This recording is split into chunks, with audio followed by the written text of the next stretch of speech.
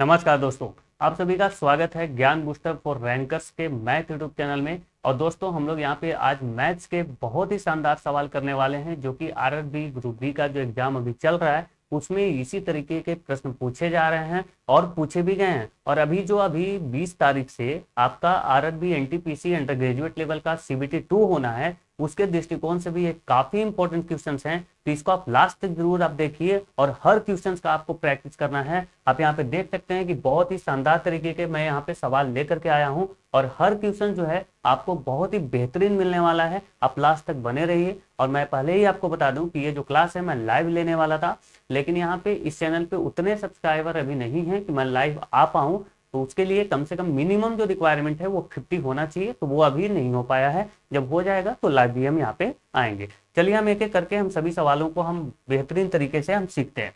सबसे पहले अगर देखें तो यहाँ पे लिखा गया है, यदि 6 क्रमिक सम संख्याओं का औसत 25 है। 6 क्रमिक सम संख्या कौन होती है? जो जिसके लास्ट में 0 हो, 2 हो, 4 हो, 6 हो, 8 हो, ये जो होते हैं वो 2 से डिवाइड हो जाते हैं, तो ये इवन नंबर होते हैं। अगर हम देखें तो यहाँ पे बोला गया है कि 6 क्रमिक संख्याएं हैं। तो यहाँ पे ध्यान दो कि हम 6 संख्याएं अगर इस तरीके से अगर ले लें तो यहाँ पे हमें औसत 25 आना चाहिए। तो औसत का मतलब क्या होता है कि वैसी संख्या जो एकदम यहाँ पे बीच में हो, तो यानी कि औसत यही होगा। तो औसत इसका 25 आना चाहिए। अगर इसके ऊपर की संख्या हम देखें तो यहाँ पे क्या आएगा दोस्तों? तो आएगा 24। यहाँ पे क्या आएगा? 26 आएगा। ठीक है। अब क्योंकि ये इवन नंबर है तो दो दो का गैप पे भी होगा, तो यहाँ पे 22 होगा, यहाँ पे कितना हो जाएगा? 20 होगा, और यहाँ पे 28 होगा, और यहाँ पे 30 हो जाएगा। अगर हम ध्यान से देखें तो हमारा जो इवन नंबर है, जो कि 6 संख्याएं हैं क्रम से, तो है 20, 22, 24, 26, 28 और 30। इसका एवरेज कितना आ जाएगा? 25 आ जाएगा। इस तरीके से आप निकालो, और ये शानदार तरीका है इस तरीके के क्वेश्चन करने का। हमसे पूछा गया है सबसे बड़ी तथा सबसे छोटी संख्या का अंतर। तो सबसे बड़ी कौन है? 30। और सबसे छोटी कौन है? तो 20। 30 का अंतर कितने का है? 20 माइनस 30 कितना हो जाएगा? 10। आपका करेक्ट जवाब क्या होगा? 10 होगा। ठीक है दोस्तों, आगे चलते हैं, अगला क्वेश्चन देखते हैं हम। यहाँ पे बोला गया है ए एक कार्य जो है 20 दिन में और बी उसे 30 दिन में कर सकता है। वे दोनों एक साथ मिलकर 7 दिन कार्य करते हैं, और उसके बाद जो है वो दोनों छोड़ देता है। मतलब कि ए जो है 20 दिन में कर सकता है, बी 30 दिन में। दोनों ने कार्य तो आरंभ किया, लेकिन 7 दिन करने के बाद दोनों क्या किए? छोड़ दिए। उसके बाद शेष कार्य जो है वो सी करेगा और वो 10 दिन में पूरा कर लेगा। तो सी का इफिशियंसी पूछा गया है। तो हम यहाँ पे देखते हैं कि ए जो है वो टोटल काम को 20 दिन में कर सकता है, जबकि बी उसे क्या कर सकता है? 30 दिन में पूरा कर सकता है। ये हम टोटल वर्क को मान लेते हैं कि हमारे पास टोटल वर्क क्या है? 60 है, जो कि इन दोनों का एलसीएम है। इसका एफिशिएंसी अगर ए का देखें तो ए प्रतिदिन 3 काम कर रहा होगा। कितना काम कर रहा होगा? 3 काम, तभी जाकर के ये 20 दिन में समाप्त कर देगा 60 काम को। अगर बी को देखें तो ये प्रतिदिन अगर 2 काम करेगा तब ये 30 दिन में 60 काम को समाप्त कर सकता है। ठीक है, ये एफिशिएंसी हो गया। अगर हम बात करें कि इन दोनों ने काम क्या किया? स्टार्ट किया, तो ए और बी ने काम स्टार्ट किया। ए जो है डेली 3 काम के साथ स्टार्ट कर रहा है और बी डेली 2 काम करेगा। ये दोनों मिलाकर के 5 काम कर रहे होंगे और 7 दिनों तक कार्य किया, यानी कि 35 इन दोनों ने मिलाकर के काम कर दिया है 7 दिन में। टोटल काम हमारा 60 था, 60 में से 35 काम हो चुका है। अभी बचा क्या है? तो 25 काम बचा हुआ है। कितना काम बचा हुआ है? 25 काम बचा हुआ, और ये कौन करेगा? सी करेगा।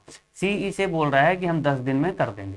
सी कितना दिन में कर देगा? 10 दिन में 25 काम को कर देगा। तो बोला है 60 काम वो कितना दिन में करेगा? तो देखो एक काम जो है वो कितना दिन में कर रहा होगा? तो 10/25 डेज में। ठीक है, 10/25 दिन में।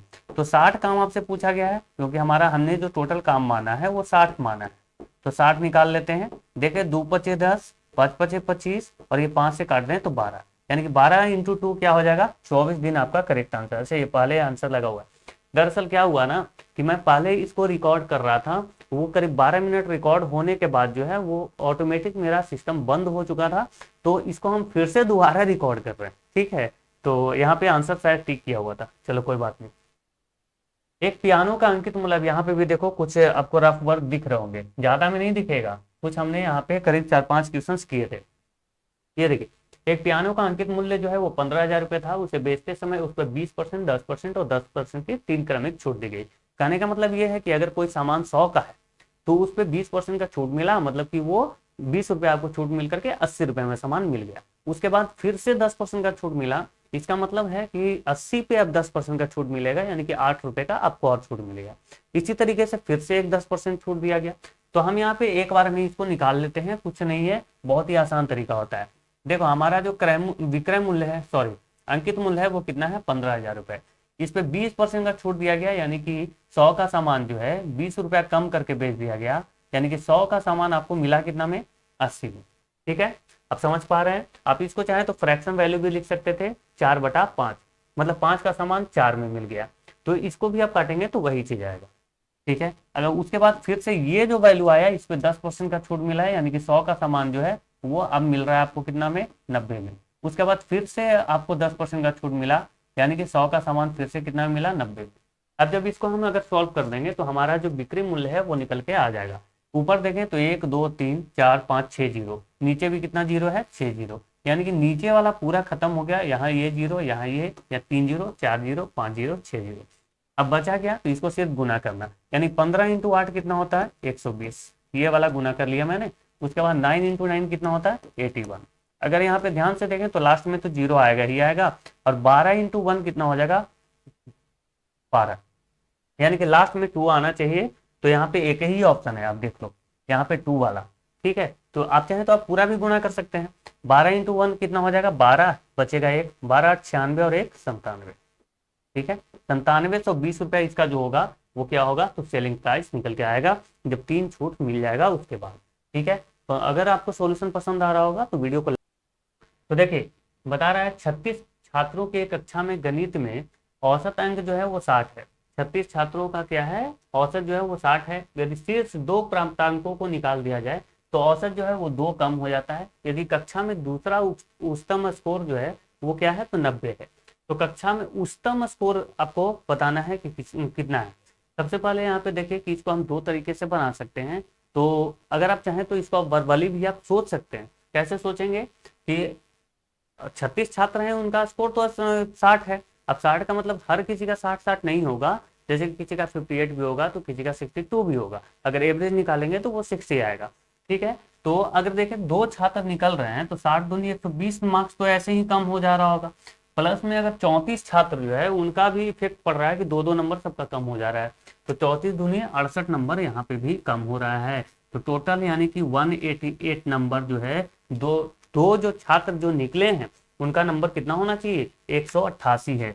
तो एक का तो बता रहा है कि 90 है, तो दूसरे का कितना होगा, 98 होगा। यानी कि दूसरा जो सबसे जो जिसका सबसे ज्यादा नंबर प्राप्त हुआ है वो क्या है, तो 98। ठीक है, इसको हम बेसिक तरीका से भी निकाल सकते हैं कि अगर 36 स्टूडेंट का जो है एवरेज कितना है, 60 का है। अगर इसमें से देखें तो आप 2 स्टूडेंट कम हो गए, यानी कि बचे हैं 34 स्टूडेंट, और इनका एवरेज क्या हो गया है दोस्तों, तो एवरेज जो है वो आपका 2-2 नंबर कम हो चुका है, यानी कि अब एवरेज क्या निकल गया है, तो 58 है। देखिए 36 छक्का 216, यानी कि 1 जीरो और। यहाँ पे देखें तो 34 इंटू 58 कितना होगा, 58 इंटू 34, यहाँ पे मल्टीप्लाई करना पड़ेगा। चूंकि 32 के 2 हाथ में 3, 5 के 20 और 3 23, 8 के 24, 2 5 15 2 17, देखे तो 7 9 1, यानी 1972। अब बचा कितना, 1972 2 के निकलने के बाद। तो इसको आप माइनस कीजिए, तो 10 में से 2 गया 8, और 15 में से 7 गया 8, यहाँ पे बच गया 0, यानी 10 में से 1 गया, 10 में से 9 गया 1, यानी कि 188 नंबर जो है वो दोनों का है। तो एक का कितना है, तो एक का है 90, तो दूसरे का कितना होगा, तो 98 होगा, जिसका सबसे ज्यादा स्कोर है, यानी कि 98। ठीक है, आगे बढ़ते हैं। अगला क्वेश्चन, अगला क्वेश्चन हमारा, पाइप ए और बी एक टंकी को क्रमशः 12 घंटे और 18 घंटे में क्या कर सकते हैं, भर सकते हैं, जबकि पाइप सी पूरी भरी हुई टंकी को 8 घंटे में खाली कर सकता है। अच्छा, सी जो है वो खाली कर रहा है, पहले हम इसको लिख लेते हैं ताकि हम भूल ना जाए। ए का हिसाब किताब लगाते हैं, बी का हिसाब किताब लगाते हैं, और सी का लगाते हैं। ठीक है, ए के बारे में हमें बोला गया है कि ए जो है पूरी भरी हुई टंकी को जो 12 घंटे में ये भर सकता है, जबकि बी 18 घंटे में भर सकता है, और सी जो है वो खाली कर रहा है, मतलब 8 घंटे में पूरी टंकी को खाली कर देता है। हम यहाँ पे माइनस लगा रहे हैं ताकि हमें पता रहे ये खाली करने वाला है। ठीक है, दो सबका हम इफिशियंसी ले लेते हैं, मतलब टोटल हम काम पहले मान लेते हैं, जो कि इनका एलसीएम होगा 72। हम मान लेते हैं कि टोटल वर्क है 72 काम करवाना है।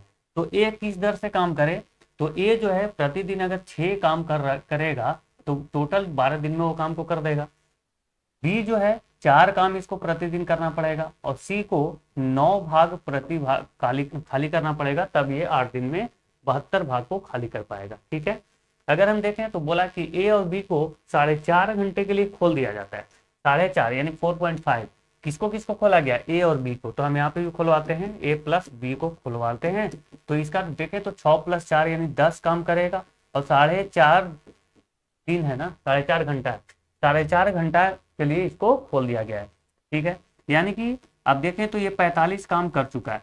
कितना काम, 45 काम। अब बोला कि और फिर इसको बंद कर दिया गया, ए और बी को अभी खोला गया और इसको क्या कर दिया गया, बंद कर दिया गया। अब जो बचा हुआ जो काम है वही है ना, देख लेते हैं। फिर बंद कर दिया जाता है। सी अकेले टंकी को कितने घंटे में खाली करेगा, अच्छा अच्छा, ये तो इजी हो गया भाई, यानी कि 45 भाग ही तो भर पाया है अभी तक। ए और बी जो है वो क्या किया है, 45 भाग भरा है, और वही तो खाली होगा ना जितना आप भरोगे। तो ये 9 के ही इफिशियंसी से इसको खाली करेगा। ठीक है, सी खाली करेगा 9 के इफिशियंसी से। तो ये कितना देर में 45 काम कर लेगा, तो आप बोलेंगे 5 घंटा में ये 45 काम कर लेगा, यानी कि आपका राइट आंसर क्या है, 5 घंटा। ठीक है, आगे आते हैं। ये हमारा ए एक वस्तु को 5400 रुपए में खरीदता है और 30% की हानि पर बेच देता है। ठीक है, 5400 रुपए में खरीदा और 30% की हानि पर उसको बेच दिया। ठीक है, अब वो जो धनराशि जो उसको प्राप्त हुआ, वह अन्य वस्तु उसी से खरीद लिया और 60% के लाभ पे दोबारा बेच दिया। इतना हमको तामझाम नहीं आता भाई, हम सीधा जानते हैं कि 5400 रुपये हम लगा रहे हैं। कितना लगा रहे हैं, 5400, और इस पे हमें क्या हो गया कि 30% का हानि हो गया, यानी कि 100 का माल हम जो है वो 70 में हम बेच चुके हैं। तो अब हम कितना में बेचेंगे, ये हमारा जो टोटल जो अमाउंट है वो निकल के आ चुका है। अब ये इस अमाउंट से हम क्या करेंगे कि कुछ और वस्तु खरीदेंगे और 60% पे उसको लाभ पर हम बेच देंगे। यानी कि इसको जो अब जो वस्तु हमने खरीदा, 100 का अगर माल खरीदा तो 160 में हमने बेच दिया। ठीक है, कोई दिक्कत नहीं होना चाहिए। अब ऊपर देखो कि 1 2 3 4 जीरो दिख रहा है, नीचे भी हमें 4 जीरो दिख रहा है, तो ये cancel, 1 zero 2 zero 3 zero 4 zero, इसको बस हमें मल्टीप्लाई करना है, यही ना, मल्टीप्लाई करना है। तो मल्टीप्लाई हम कर लेते हैं, तो 16 सतह विलोतल से, यानी कि 54 इंटू 112, 54 इंटू 112, तो आप मल्टीप्लाई कर लीजिए 112 इंटू 54। ठीक है, ठीक है, तो 4 दूनी 8, और इसको अगर देखें तो 4 और इसको 4, यानी कि 560 यहाँ पे भी होगा। इसको मल्टीप्लाई कर लेता हूँ, टोटल 0, यानी कि 6048 रुपया इसको टोटल अब मिल चुका है, 6048। जबकि इसका शुरुआत का इसका पूंजी कितना था, तो आप बोलेंगे 5400, यानी कि इसको प्रॉफिट हो रहा है ना। 5400 रुपया लगाने के बाद 6048 रुपया इसका जो है लास्ट में इसको प्राप्त हो रहा है, यानी कि कहीं ना कहीं 648 रुपया इसका क्या हुआ, तो प्रॉफिट हुआ है। कितना, 648। यहाँ पे कहीं पे गड़बड़ तो नहीं हुआ भाई, 4 दूनी 8, 4 4 560, ठीक है, 4 4 10, यहाँ सही है, 648 रुपया लाभ हुआ है। चलिए, अब ये हमें पूछा है कि परसेंटेज में पूछा है कि परसेंटेज इसका लाभ कितना है, तो 648 का लाभ है, कितने का, 648 का। पूंजी इसने कितना लगाया था, तो आप बोलेंगे 5400। इसको परसेंटेज निकाल लेते हैं, 100 से मल्टीप्लाई, 2 जीरो से 2 जीरो यहाँ कटेगा, तो 4 दूनी 8, यानी कि लगभग ये 12% का लाभ आ रहा है। ऑप्शन ए आपका करेक्ट जवाब है। ठीक है, 540 और 4 दूनी 108 पूरा आ जाएगा क्या, ये मुझे लग रहा है 540 और 54 दूनी 108। यहाँ पे कहीं पे गड़बड़ हुआ है भाई, कहीं पे गड़बड़ हुआ है क्या, 0 8 हो गया, 4 हो गया, 6 हो गया, सही तो है यार, सही है, कोई दिक्कत नहीं। आगे आते, 12% ही होगा। अपनी सामान्य चाल के 3/5 चाल से चलते हुए सिमरन 42 किलोमीटर की दूरी 35 मिनट में तय कर लेती है। यानी कि सबसे पहले तो आप देखो ये जो है इसका ये अपने सामान्य चाल से नहीं चल रही है, सामान्य चाल की 3/5 से चल रही है। मतलब अगर उसका एक्चुअल स्पीड 5 का है तो अभी जो चल रही है वो 3 के स्पीड से चल रही है। अब ऐसा मान लो, तो सबसे पहले तो आप इसका स्पीड निकालिए। बोल रहा है कि 42 किलोमीटर की दूरी वो गई है और उसको टाइम कितना लग रहा है, 35 मिनट का लग रहा है। ठीक है, इस मिनट को हम क्या करेंगे, घंटे में अगर कन्वर्ट कर लें तो 60 से हम इसको मल्टीप्लाई कर लेते हैं, घंटे में कन्वर्ट हो जाएगा। ठीक है, यानी कि हम देखें तो 7 × 5 = 35, 7 × 5 = 35, तो 7 × 6 = 42। ठीक है, यानी कि 6 और यहाँ पे 7 × 5 = 35, इसको अगर काट दें तो 12 × 5 = 7, यानी कि 72 किलोमीटर पर आवर इसका अभी क्या स्पीड है, 72 किलोमीटर पर आवर इसका अभी स्पीड है। कब, जब ये 3/5 के स्पीड से चल रही है, मतलब अभी जो इसका स्पीड है वो 3 की इफिशियंसी से अगर चले तो ये 72 का है, यानी कि 5 की इफिशियंसी पे जब ये आ जाएगी अपनी सामान्य गति पे, तो ये देखो 24 या 72 है, यानी कि 24 पचे 120 का इसका स्पीड है। एक्चुअल जो स्पीड है इसका वो है 120 का। तो 27 मिनट में वो कितना दूर जाएगा, यानी कि 120 किलोमीटर पर आवर है, यानी कि ये जो देखो तो 60 मिनट में ये 120 किलोमीटर चली जाती है ना। 60 मिनट में 120 किलोमीटर, क्योंकि 60 मिनट में 1 घंटा। तो हम यहाँ पे देखें तो हमें पूछा 27 मिनट में कितना दूर जाएगा, तो 27 मिनट में आप निकाल लो ना, 120/60 ये हो गया 1 मिनट में, 27 मिनट में ऐसे आ जाएगा, यानी कि 54 किलोमीटर की दूरी ये तय कर पाएगी। आगे बढ़ेगा। ब्याज की गणना वार्षिक चक्रवृद्धि आधार पर करने पर 10% वार्षिक चक्रवृद्धि ब्याज की दर से निवेशित कोई धनराशि 2 वर्ष में 10,164 हो जाती है। निवेश की गई राशि कितनी है, यहाँ पे देखिए सबसे पहले तो आप देखो कि 10% वाला है तो कोई दिक्कत है नहीं, और ये चक्रवृद्धि ब्याज है, मतलब सिंपल इंटरेस्ट नहीं है। इस पे ब्याज पे भी ब्याज जुड़ेगा। अगर 100 रुपए का अगर हम यहाँ पे 100 रुपए इन्वेस्ट कर देते हैं तो 1 साल बाद 10% के हिसाब से, यानी 10 रुपए इस पे इंटरेस्ट मिलेगा, 110 हो जाएगा। अब जो इंटरेस्ट मिलेगा वो इस पे काउंट होगा, ना कि इस पे काउंट होगा, ठीक है। तो इस पे अगर 10% का एक बार और मिलेगा अगले साल, तो ये 11 रुपए का इंटरेस्ट मिलेगा, और टोटल जो हमारा मूलधन मिश्रधन बन जाएगा वो क्या हो जाएगा, 121 रुपया। यानी कि 100 रुपया जो है, जो शुरुआती आपने 100 रुपये का लगाया था, वह बन के गया है कितना, तो 121 बन चुका है, ठीक है। इसी तरीके से देखें तो हमारा जो मिश्रधन है वो यहाँ पे गिवन है कि 10,164 हो चुका है, यानी कि 10,164 किसका वैल्यू है, 121 का वैल्यू है। 10,164 इसका वैल्यू है, तो 121 का वैल्यू है। आपको 100 का वैल्यू निकालना है, ठीक है। तो इसको हम अगर देखें तो इसको कैसे सॉल्व करूं मैं, 11 से कटेगा 5, 100 1 7, 4 1 5 1 6, बिल्कुल कटेगा। 11 है, ये हो जाएगा 121।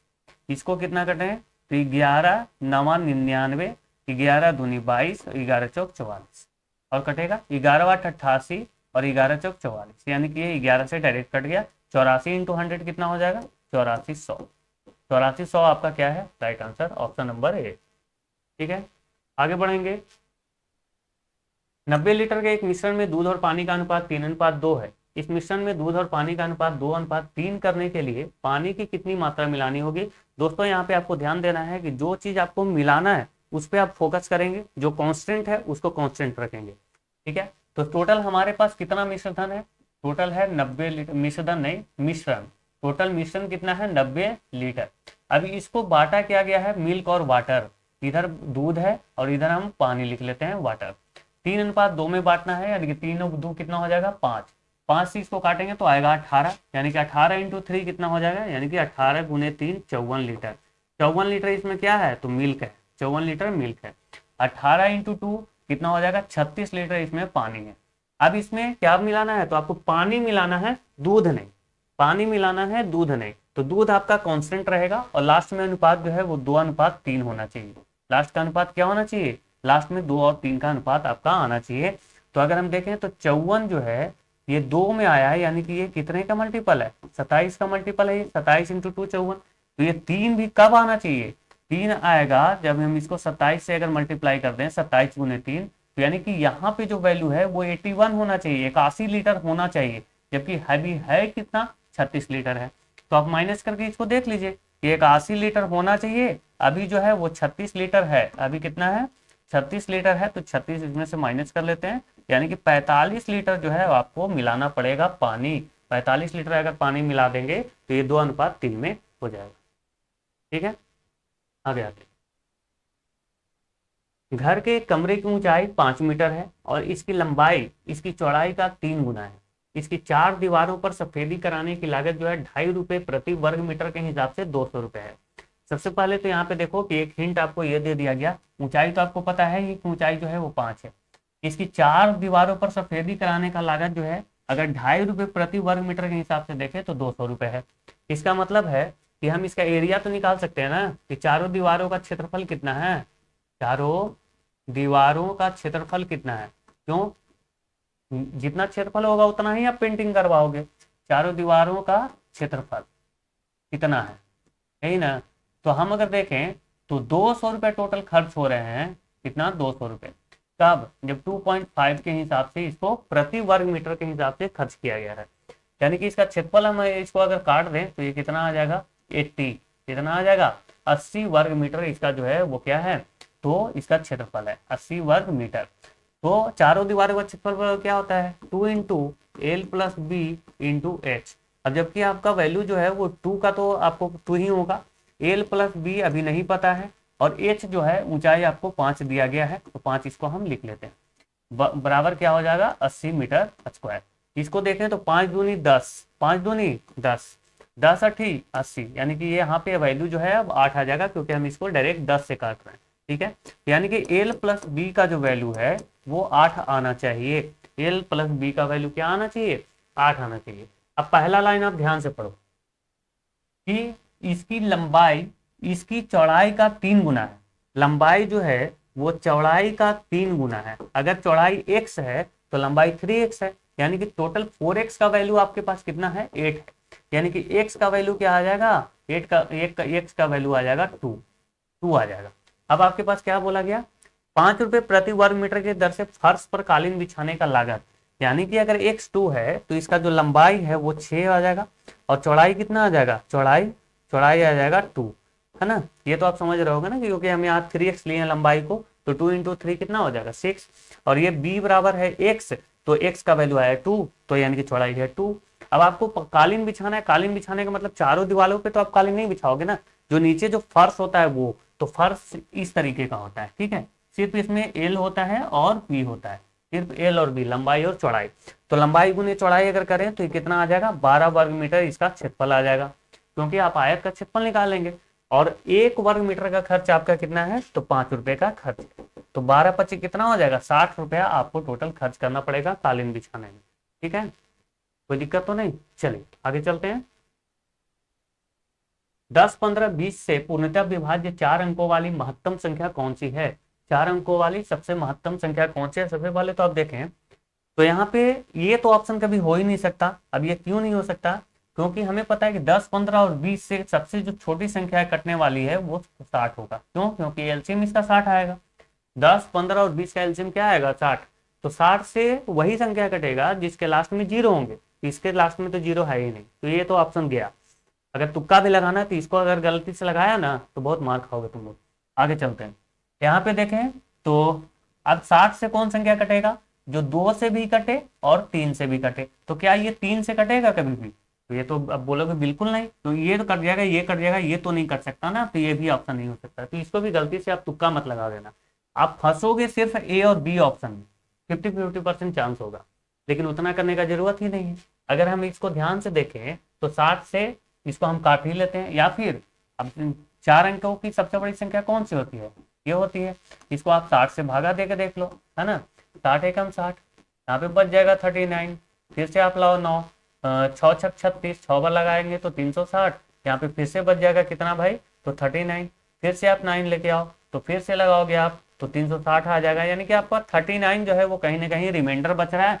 तो इसमें से आप क्या करोगे, 39 माइनस कर लो। जब आप 9,999 में से तो 39 घटाओगे तो ये आपका आंसर आएगा। ठीक है, कोई दिक्कत तो नहीं। आगे चलते, एक वस्तु के क्रय मूल्य और विक्रय मूल्य का अनुपात 10:11 है, लाभ प्रतिशत बताइए। अब बताओ क्या इसमें आपको पेन और कॉपी की उठाने की जरूरत है, आप बोलेंगे बिल्कुल नहीं। क्यों, कि आप वस्तु का जो क्रय मूल्य है, यानी कि खरीदता है 10 रुपए में और बेच दिया 11 रुपए में, प्रॉफिट कितने का हुआ यदि, तो आप बोलेंगे 1 का प्रॉफिट हो रहा है। कितने पे, तो 10 पे। 1/10 किसका फ्रैक्शन वैल्यू होता है, आप बोलेंगे 10%। इसमें पेन एंड कॉपी उठाने की जरूरत है ही नहीं। आगे चलते, चलिए यह क्वेश्चन देखते हैं। तो बोल रहा है 28 सेंटीमीटर त्रिज्या वाले वृत्त के त्रिज्यखंड का क्षेत्रफल 112 वर्ग सेंटीमीटर है, त्रिज्यखंड के संगत चाप की लंबाई पूछी है। सबसे पहले आप देखो कि आपसे क्या बोला गया है कि एक जो है आपके पास एक सर्कल है इस प्रकार का। अब जो सर्कल है यहाँ पे इसका त्रिज्या आपको दिया गया है, त्रिज्या यानी कि रेडियस जो है वो 28 सेंटीमीटर है। रेडियस क्या है, 28 सेंटीमीटर। जबकि इसका त्रिज्यखंड का क्षेत्रफल दिया गया है, मतलब कि मान के चलो कि एक केक का टुकड़ा आप इसमें से काट सकते हैं, है ना। केक का टुकड़ा मैं ऐसे काट लिया तो ये केक का टुकड़े का आपका क्षेत्रफल दिया हुआ है। तो सबसे पहले तो यहाँ पे आपको थीटा पता होना चाहिए, है ना, जो कि हमें पता नहीं है। अगर थीटा पता होगा तब हम इसके संगत चाप की भी लंबाई निकाल सकते हैं। मतलब ये जो यहाँ से यहाँ तक का जो डिस्टेंस है ये पूछा है, ये कितना है। तो जब तक हमें थीटा नहीं पता होगा हम नहीं निकाल सकते, है ना। तो थीटा हम पता कर लेते हैं। तो त्रिज्यखंड का क्षेत्रफल बराबर क्या होता है, त्रिज्या का क्षेत्रफल कैसे आप निकालते हो, पाई आर स्क्वायर। ये त्रिज्या का क्षेत्रफल हो गया। हमें इसमें से त्रिज्यखंड चाहिए तो थीटा बटा 360 कर लेते हैं, है ना। चलो इसका वैल्यू आपको दिया गया है 112, सही है, कोई दिक्कत नहीं। पाई का वैल्यू आप लिख लो 22/7। आर आपके के पास क्या है तो 28 इंटू 28 क्योंकि स्क्वायर है। उसके बाद थीटा और नीचे में क्या है तो 360 और इसका वैल्यू टोटल क्या दिया गया है 112। इसको बस आप सोल्व करो तो 28 से इसको काट लो ना 112 को, ये 4 बार में चला जाएगा, ठीक है। और कुछ कटेगा जी, 7 से ये कट जाएगा, 7 चौक 28, 7 चौक 28। चलो ये 4 से इसको 4 छोटा कर लो, यानी कि थीटा का क्या वैल्यू आ गया, थीटा का जो वैल्यू आ गया वो आपके पास आ गया थीटा बटा 360 इधर है, थीटा बटा 300 क्रॉस मल्टीप्लीकेशन हम करते हैं। एक सेकंड रुकना, क्रॉस देखो यहाँ पे हौच पोच हो रहा है ना, मैं इसको ऐसे आपको दिखाता हूँ। ये क्रॉस इधर से हम ऐसे मल्टीप्लाई कर रहे हैं, यानी कि 22 थीटा, ऊपर में क्या आ गया 22 थीटा, यहाँ पे 22 भी तो है, 22 इंटू थीटा 22 थीटा और ये बराबर 360, ठीक है। अब यहाँ पे देखो कि थीटा का वैल्यू क्या निकल के आ जाएगा तो 360 बटा 22। ये ऐसे ही आप रहने दो, इसको काटने की कोशिश ना कर, क्योंकि आगे भी आपको पाई का वैल्यू मिलने वाला है, आगे भी 360 मिलने वाला है। तो देखते हैं शायद वहां पे कट जाए। तो चाप की लंबाई हम कैसे निकालते हैं, चाप की लंबाई हम निकालते हैं 2πr, ये तो सरकमफ्रेंस हो गया, इसमें आप थीटा बटा 360 कर लो, ये हो गया चाप की लंबाई, ठीक है जी। तो 2 तो 2 ही रहेगा भाई, पाई का वैल्यू क्या है तो 22/7, ठीक है, इंटू आर आपके पास क्या गिवन है तो 28 इंटू थीटा, थीटा का वैल्यू क्या है तो 360/22, हम लिख लेते हैं थीटा का वैल्यू यहाँ पे 360/22 और नीचे भी आपका एक बार 360 है तो ये नीचे भी आएगा 300, ठीक है। इसका वैल्यू को हमने यहाँ पे टोटल पुट कर दिया है। अब ये 360 से 360 हम उड़ा देते हैं, है ना, हवा में, और ये 22 से 22 हवा में उड़ा देते हैं, 7 से 4 बार में ये चला गया, यानी कि 4 दूनी 8 आपका जो है वो राइट आंसर है, जो कि इसका जो चाप की लंबाई है वो क्या है 8 सेंटीमीटर, ठीक है। आगे चलते, एक डिनर सेट का अंकित मूल्य 1500 रुपए है, एक ग्राहक उसके लिए 1173 रुपए का भुगतान करता है। यदि ग्राहक को 2 छूट की श्रृंखला मिली और पहली छूट की दर 15% है, मतलब कि 1500 रुपए का सामान है, पहला छूट उसको 15% मिला है। देखो यहाँ पे ध्यान से अब देखना, 1500 रुपए जो है अंकित मूल्य है, पहला छूट है 15%, यानी कि 15 इंटू 15 225 रुपए का उसको छूट मिल गया होगा। यानी कि अभी जो इसका जो 15% छूट देने के बाद जो इसका जो मूल्य आ रहा है वो आ रहा है आपके पास 1275, 1275 ही आएगा ना, बिल्कुल 1275 रुपया। लेकिन उसको बेचा कितना में गया है 173 में, 1173 में, 1173 में, यानी कि जो दूसरा जो छूट मिला है वो 102 रुपये का मिला है। 102 रुपया जो है वो कम क्यों बेच रहे हो भाई, क्योंकि एक छूट और मिला है, वही तो छूट पूछा है कि वो छूट है कितना परसेंट, तो 102 रुपये का छूट मिला है किस पे, इस पे 1275 पे, 1275 में, यही तो परसेंटेज पूछी है ना हमसे। चलो तो इसको कैसे निकालें, इसको काट लेते हैं 5 से, 25 से कटेगा क्या, बिल्कुल कटेगा, 25 पचे 25 से और 25 से कम 25, ठीक है जी, 25 चौके 100 और ये 51 दूनी 102, यानी कि 4 दूनी 8% आपका राइट आंसर होगा, ठीक है। चलिए अगला क्वेश्चन देखते हैं। एक कक्षा में कुछ विद्यार्थियों का औसत भार जो है 58.4 किलोग्राम था, जबकि 62.8 किलोग्राम भार वाले 5 विद्यार्थी कक्षा में शामिल हुए। देखिए कक्षा में विद्यार्थी जो थे उनके औसत जो था 58.4 किलोग्राम था, लेकिन 5 विद्यार्थी कक्षा में और शामिल होते हैं। कितने विद्यार्थी आए हैं भाई 5। अब ये 5 विद्यार्थियों का जो है औसत भार है कितना तो 62.8, पहले का कितना था 58.4, डिफरेंस कितने का है तो आप बोलेंगे 4.4 का, 4.4 kg, 4.4 kg, यानी कि टोटल जो वजन बढ़ चुका है वो बढ़ चुका है 22 किलोग्राम, ठीक है। गुना करो 5 के 20 और 5 के 20, 22 किलोग्राम वजन बढ़ गया है। लेकिन बोल रहा है कि विद्यार्थियों का जो औसत भार है वो भी 0.55 किलोग्राम बढ़ा है। तो 22 किलो जो बढ़ा हुआ वजन है वही वजन सब में बटा है, केक कटेगा तो सब में बटेगा, है ना। तो इसको आप बांटिए, 22 किलोग्राम को 22 किलोग्राम है, इसको हम चलो ग्राम में चेंज कर लेते हैं, ठीक है, तो 3 जीरो बैठा देते हैं, और इसको ग्राम में चेंज करेंगे तो 550 ग्राम आ जाएगा कि नहीं आ जाएगा, बिल्कुल आ जाएगा। एक जीरो से एक जीरो, 55 चौके 220 यानी कि 40। स्टूडेंट कितने, 40, लेकिन ये 40 स्टूडेंट कब हैं, अभी हैं, अभी अभी। क्वेश्चन क्या पूछा आपसे, ध्यान से देखो, ध्यान से देखो, ध्यान से देखो, प्रारंभ में कक्षा में विद्यार्थियों की संख्या कितनी थी, ध्यान से देखते नहीं हो आप लोग, है ना। अभी 40 है, लेकिन प्रारंभ में कितने था, ये तो अभी 40 हुआ है भाई, 5 विद्यार्थी आ गए हैं ना, प्रारंभ में कितने होंगे, तो आप बोलेंगे 35। जल्दीबाजी में ये वाला ऑप्शन मत लगा देना, नहीं तो 2.5 नंबर कटेंगे। आ गया। शांत जल में एक मोटर बोट की गति और पानी की धारा की गति का अनुपात 20:4 है। धारा के साथ एक निश्चित दूरी तय करने में नाव को 4 घंटे लगते हैं। बहुत ईजी है भाई, आप वर्बली कर सकते हैं, है ना। कैसे, देखिए, मोटर बोट शांत जल में क्या है, तो 20 और 4 का अनुपात दिया हुआ है ना। ये शांत जल का है, और धारा की गति ये दी हुई है। तो अगर धारा के साथ चलेगा तो ये दोनों को जोड़ देंगे, यानी कि 24 किलोमीटर पर आवर का स्पीड हम मान लेते हैं, ठीक है, 24 किलोमीटर पर आवर का स्पीड है। 4 घंटे तक वो गया है, तो कितना दूरी चला जाएगा भाई 4 घंटे में, तो आप बोलेंगे 96, 24 और 96 होगा ना, हाँ 96 किलोमीटर वो चला गया। कितना किलोमीटर, 96 किलोमीटर। लेकिन जब वो आएगा तो धारा के विपरीत दिशा में आएगा, यानी कि अगर उसका नॉर्मल चाल 20 का होगा तो 4 का तो धारा का स्पीड है, और विपरीत दिशा में जा रहा है, तो विपरीत दिशा में अगर जाएगा तो ये धारा का स्पीड माइनस करना पड़ेगा, और जैसे ही हम माइनस करेंगे तो ये 16 के स्पीड से अब गमन करने लग जाएगा, 16 किलोमीटर पर आवर के स्पीड से। तो अब देखो कि कितना घंटे लगेगा जी, तो आप बोलेंगे 6 घंटे लगेगा। Option number A is the correct. आ गया। यदि 0.25 सॉरी 0.225 0.36 और एन का गुणनफल जो है वो 243 है, तो संख्या एन का मान पूछा है। भाई ये तो सिर्फ कैलकुलेशन है ना। 0.225 into 0.36 into n is equal to 243 दिया है, इसको बस आपको सॉल्व करना है। चलिए हम इसको सॉल्व करते हैं। यहाँ पे हमें 3 जीरो दिख रहा है, कितना, इसको पॉइंट हटाते हैं तो नीचे हमें 3 जीरो डालना पड़ेगा। बहुत बढ़िया। इसको पॉइंट हटाते हैं तो नीचे हमें 2 जीरो डालना पड़ेगा, ठीक है जी। गुणे एन कर लेता हूं, और ये कितना आ गया 243, ठीक है। अब इसको देखिए कैसे आप काट सकते हैं, तो इसको हम 5 से काट लें, चलो पहले 25 से काटते हैं। 25 नवा सॉरी 25 चौके 100, 25 से इसको काटें तो 25 नवा 2 25, ठीक है। 4 से इसको काट लें तो ये 9 बार में चला जाएगा, 9 चौके 36। अब इसको 9 से काटते हैं तो 9 दूनी 18 और 9 सते 13। इसको फिर से 9 से काटते हैं तो 9 तिया 27, यही होगा ना, बिल्कुल। यानी कि एन का जो वैल्यू है वो क्या है, एन का वैल्यू 1000 इंटू 3, एन का वैल्यू क्या है 1000 इंटू 3 यानी कि 3000। ऑप्शन नंबर डी, ठीक है, कोई दिक्कत नहीं। आगे 20 व्यक्ति किसी कार्य को 12.5 दिन में पूरा कर सकते हैं। 8 दिन बाद 8 व्यक्तियों ने कार्य छोड़ दिया, शेष कार्य कितने दिनों में पूरा होगा।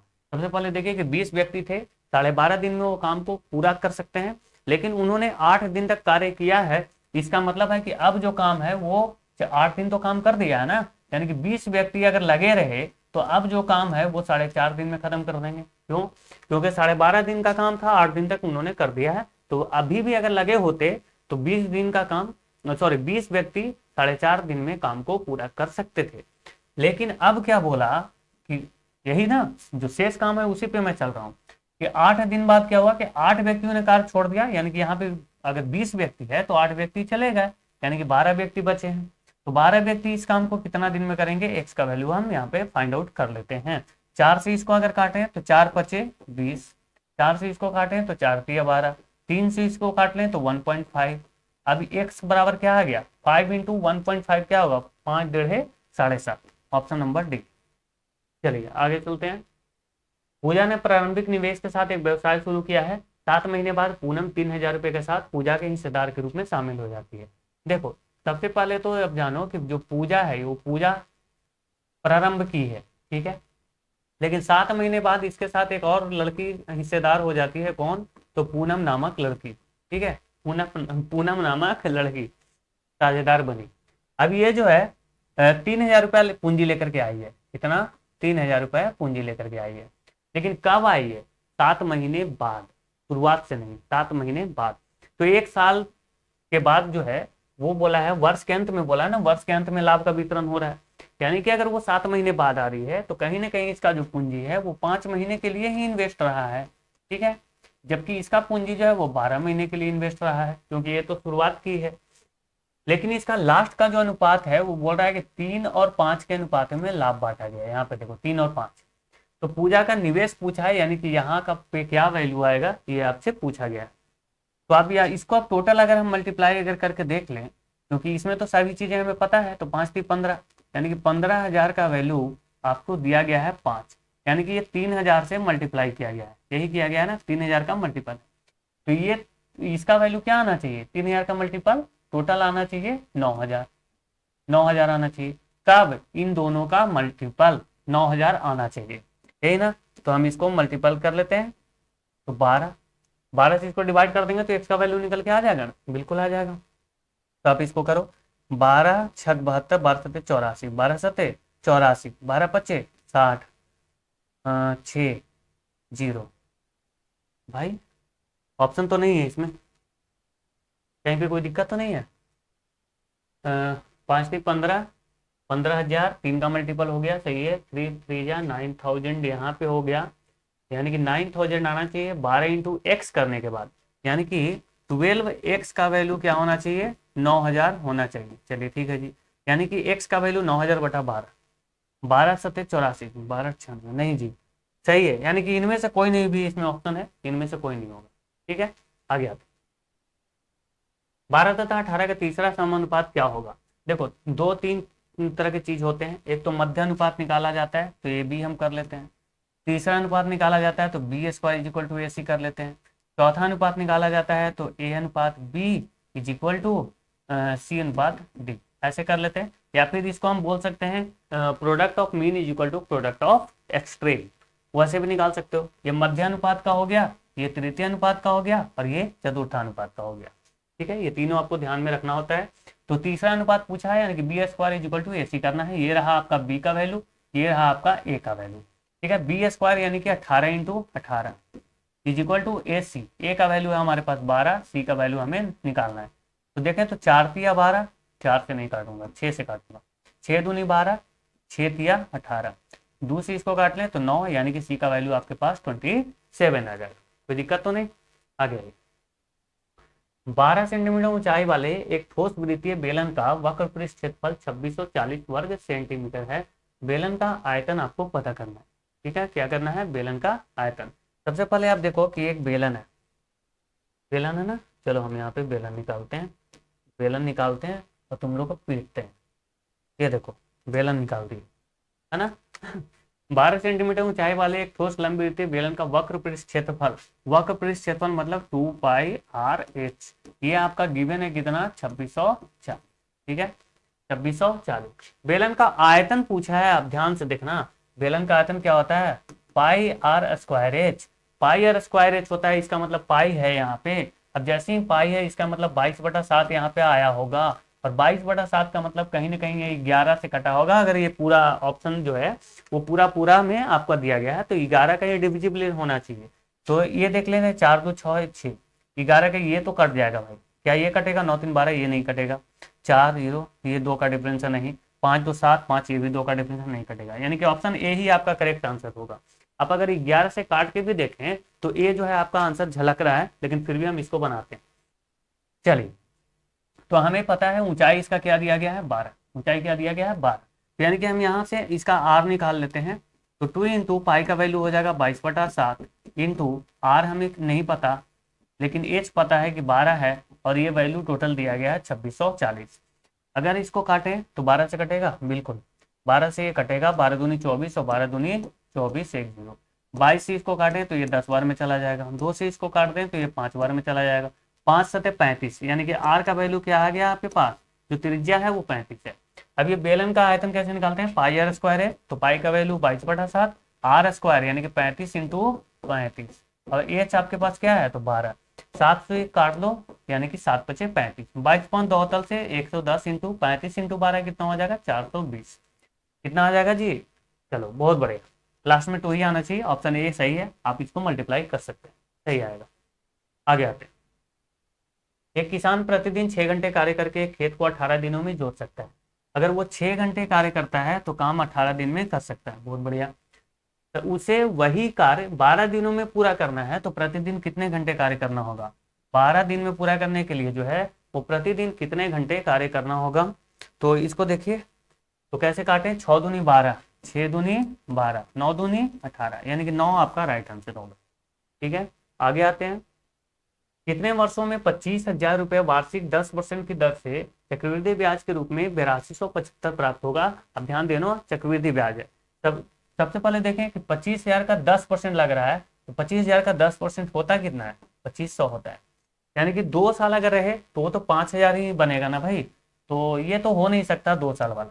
4 साल हो नहीं सकता, क्योंकि 4 साल में 10, इसी के हिसाब से 10,000 रुपये मिल जाएगा, तो 4 भी नहीं होगा। और इससे ज्यादा तो होगा नहीं, ऑप्शन बचा एक 3 साल। चलिए, वही आपका आंसर है। राम को अंग्रेजी में विज्ञान की अपेक्षा दुगने अंक मिले। उसके अंग्रेजी विज्ञान तथा गणित के कुल प्राप्तांक जो हैं वो 180 थे। यदि उसके अंग्रेजी तथा गणित के प्राप्तांकों का अनुपात 2:3 हो तो उसके विज्ञान के प्राप्तांक कितने थे? अच्छा, कोई बात नहीं। देखो, ये इसमें आप रेशियो आप इसको अलग अलग कर लो तो कोई दिक्कत नहीं है।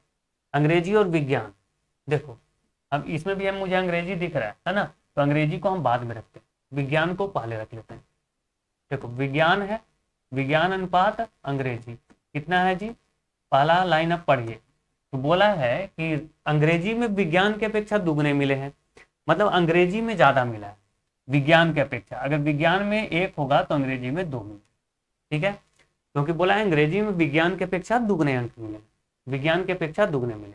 यहाँ पे एक और अनुपात दिया गया है अंग्रेजी तथा गणित का, अंग्रेजी और गणित। अंग्रेजी के सामने हम अंग्रेजी को लिख लेते हैं, अंग्रेजी और गणित, अंग्रेजी और गणित। इसका अनुपात आपको पता है 2:।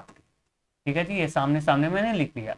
इसको इस तरीके से आप मल्टीप्लाई कर लो, तो 2 एकम 2, 2 दूनी 4 और 3 दूनी 6। ये इसका अनुपात है किसका? तो साइंस का। ये हो गया अंग्रेजी का, इंग्लिश का, और ये हो गया गणित का यानी कि मैथ का।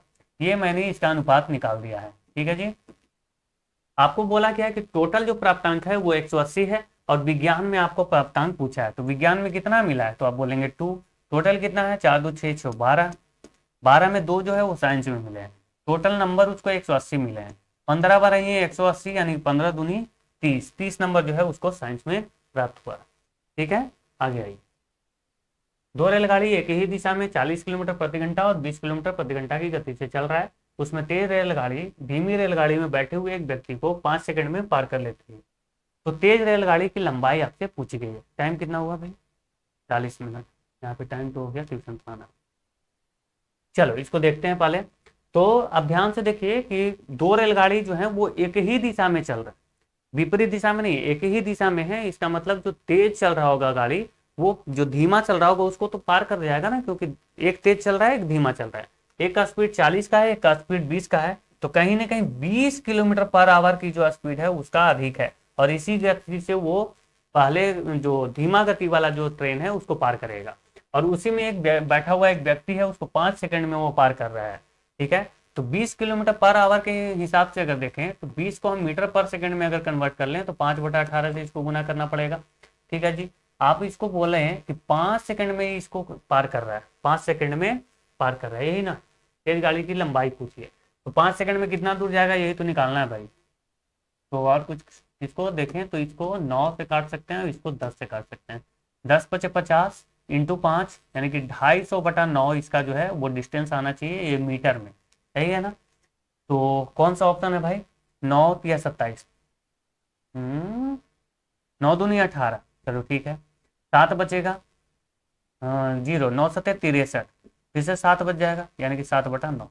27.27/9, 27.7/9 कहाँ है? आपका ऑप्शन सी।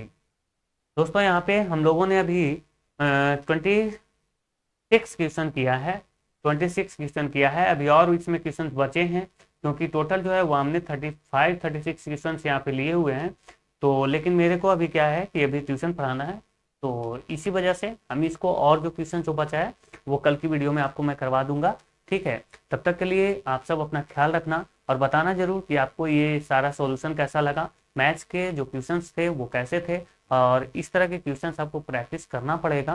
देखिए एग्जाम में आपको क्वेश्चन सभी आ रहे होंगे, लेकिन वहाँ पे डिपेंड करता है आपके अप्रोच क्या है और आप किस तरीके से उस क्वेश्चंस को आप हैंडल करते हो, उसमें आप कितना टाइम देते हो।